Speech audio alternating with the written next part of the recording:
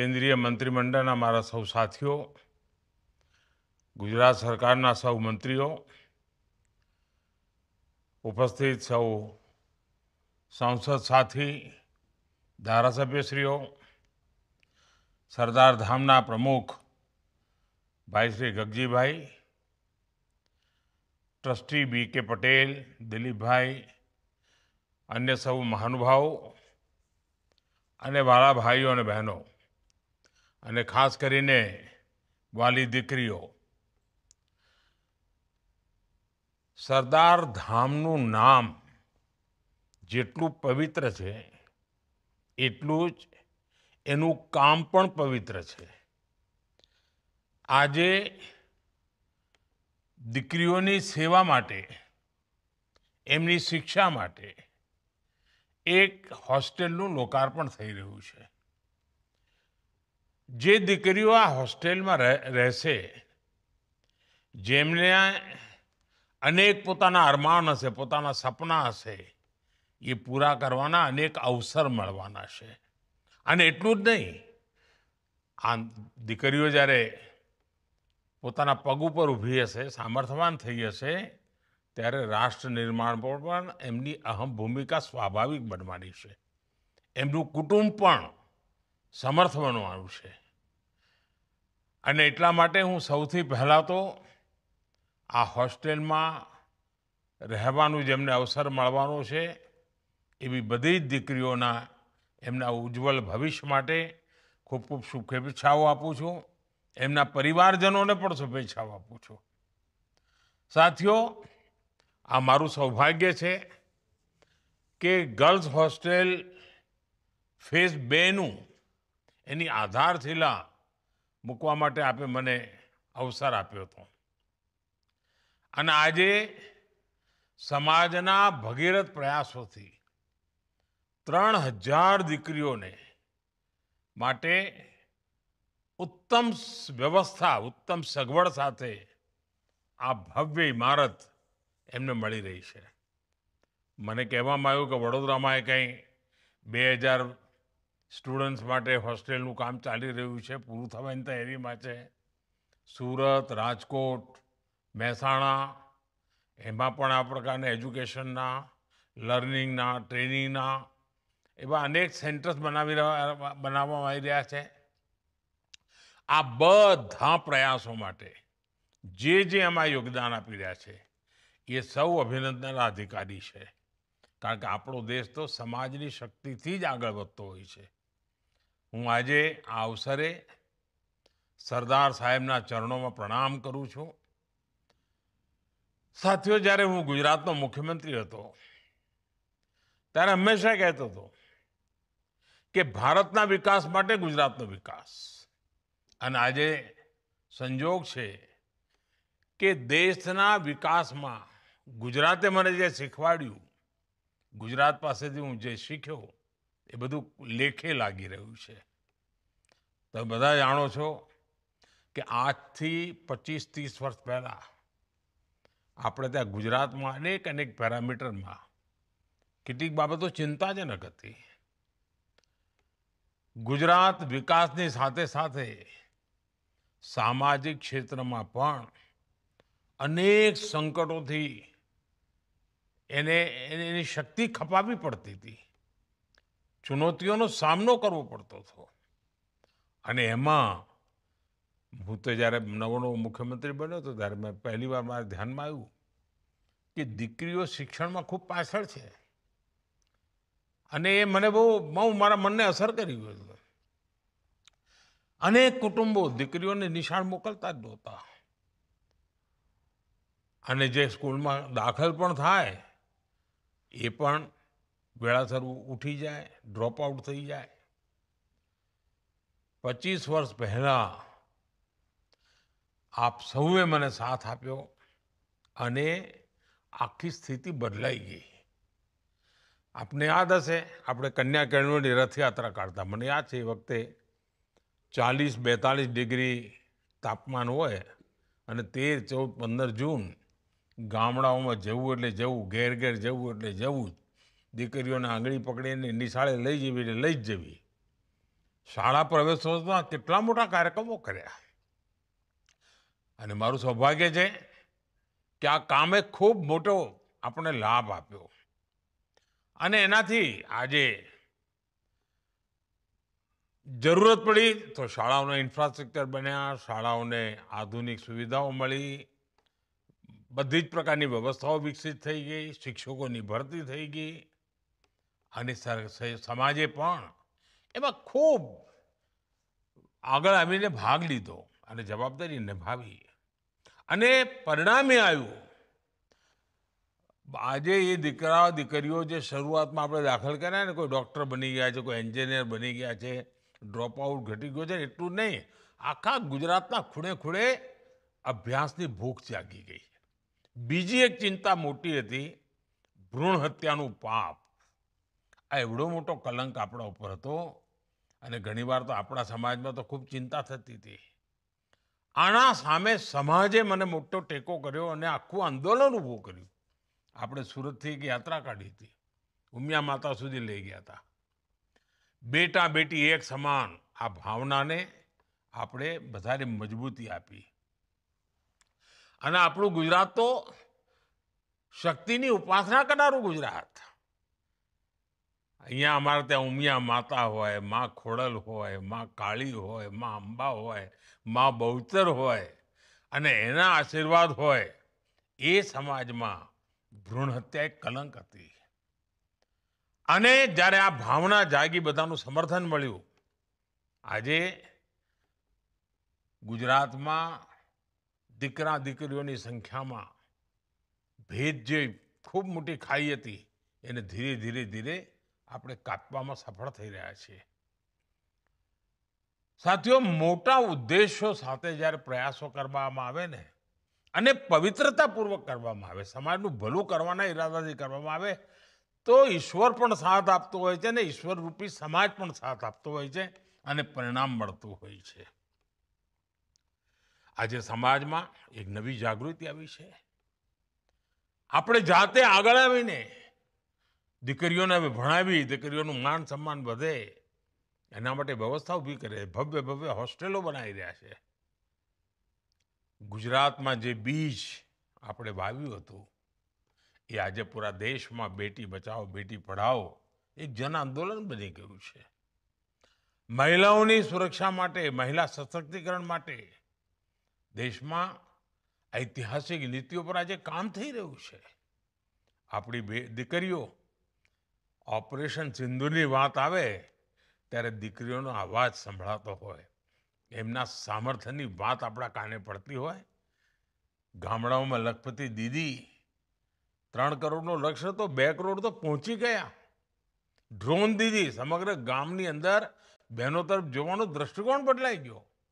Bank સખી, વીમા સખી, એવી અનેક યોજનાઓ આજે ગ્રામીણ અર્થવ્યવસ્થાને ગતિ આપવામાં આપણી માતૃશક્તિ કામ કરી રહી છે.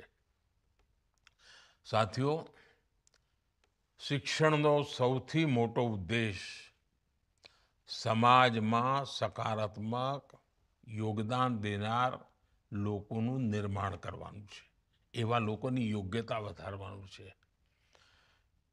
ખૂબ તેજ ગતિથી આજે જ્યારે આ બધી બાબતો આપણે કરી રહ્યા છીએ ત્યારે એ ખૂબ પ્રાસંગિક થઈ ગઈ છે.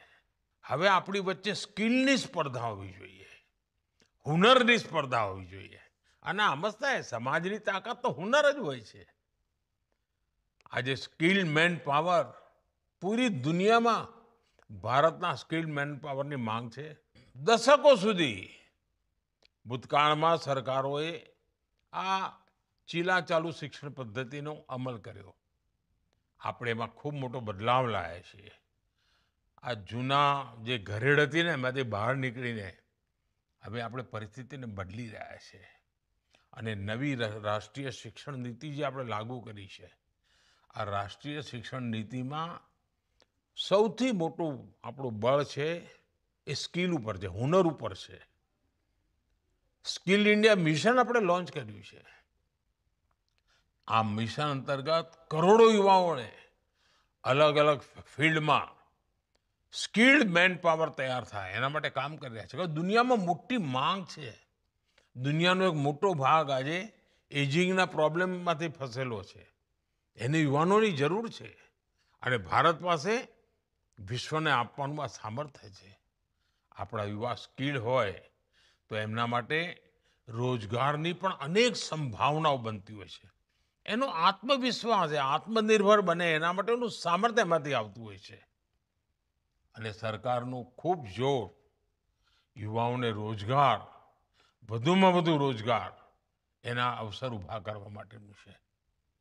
11 વર્ષ પહેલા આપણા દેશમાં ગણ્યા ગાંઠા સ્ટાર્ટઅપ હતા. આજે ભારતમાં સ્ટાર્ટઅપની સંખ્યા લગભગ 2 લાખ પહોંચવા થઈ છે. અને એમાંય ટિયર 2, ટિયર 3 આપણા ત્યાં નાના નાના શહેરોમાં આ સ્ટાર્ટઅપ ઊભા થવા માંડ્યા છે. આપણે એક મુદ્રા યોજના ચાલુ કરી. બેંકમાંથી લોન મળે, વગર ગેરંટી લોન મળે. આના કારણે 33 લાખ કરોડ રૂપિયા, વિચાર કરો, 33 લાખ કરોડ રૂપિયા યુવકોના હાથમાં સ્વરોજગાર માટે આપવામાં આવ્યા છે. અને એના કારણે આજે લાખો યુવાનો પોતે તો આત્મનિર્ભર બન્યા છે, પણ પોતાની સાથે 1-2 લોકોને બીજાને પણ રોજગાર આપી રહ્યા છે. અને તમને ખબર છે, આ વખતે 15મી ઓગસ્ટે મેં કહ્યું હતું અને એક યોજનાની મેં જાહેરાત કરી હતી, 15 ઓગસ્ટે લાગુ થઈ ગઈ. પ્રધાનમંત્રી વિકસિત ભારત રોજગાર યોજના 1 લાખ કરોડ રૂપિયાની યોજના છે. અને પ્રાઇવેટ સેક્ટરમાં કોઈને પણ તમે નોકરી આપો એટલે પહેલા પગારમાં 15,000 રૂપિયા સરકાર એને આપશે. સાથીઓ, આજે દેશમાં ઇન્ફ્રાસ્ટ્રક્ચર ડેવલપમેન્ટનું જે કામ ચાલી રહ્યું છે, રેકોર્ડ ગતિ પર ચાલે છે. પીએમ સૂર્યઘર મુફ્ત બિજલી યોજના, આના કારણે તો સોલાર સિસ્ટમ લગાવવાનું કેટલા મોટા પાયે કામ ચાલી રહ્યું છે. ભારતમાં ડ્રોન અને ડિફેન્સ ઇન્ડસ્ટ્રી, એમાં લગાતાર વધારો થઈ રહ્યો છે. અને સરકારનું ખૂબ મોટું ફોકસ, સરકારનું જોર મિશન મેન્યુફેક્ચરિંગ ઉપર છે. આવા બધા અભિયાન ગુજરાતમાં પણ રોજગાર માટે નવા નવા અવસર પેદા કરે છે. સાથીઓ, દુનિયા આજે ભારતના શ્રમની સાથે સાથે ભારતની પ્રતિભાના ખૂબ ઊંચી આંકે છે, એના મહત્વને સમજે છે. અને એટલા માટે દુનિયાના અલગ અલગ દેશોમાં અનેક નવા અવસરો તૈયાર થઈ રહ્યા છે. આપણા યુવાનો હેલ્થ કેર, એજ્યુકેશન, સ્પેસ જેવા અનેક સેક્ટરોમાં પોતાની છબી દુનિયાને ચકિત કરે એવી રીતે છોડી રહ્યા છે. સાથીઓ, આ વર્ષના સ્વતંત્રતા દિવસ પર મેં લાલ કિલ્લાથી સ્વદેશી ઉપર ખૂબ જોર મૂક્યું છે, ખૂબ આગ્રહ કર્યો છે. ભારત આત્મનિર્ભર બનવું જોઈએ ભાઈ. અને આજે આટલા સમાજના બધા લોકો મારી સામે બેઠા છે. ભૂતકાળમાં મેં તમને બધાને જે કામ કહ્યા, આંગળી ચીંધવાનું ભલે મને પુણ્ય મળ્યું હોય, પણ મારે આજે કહેવું પડે કે તમે દરેક કામ માથે લીધા અને મને પૂરા કરીને બતાવ્યા છે. અને 25 વર્ષનો મારો અનુભવ છે કે મારી એક પણ અપેક્ષા તમે પૂરી ન કરવી એવું બન્યું નથી. અને એટલે મારી ભૂખ પણ જરા વધી જાય છે.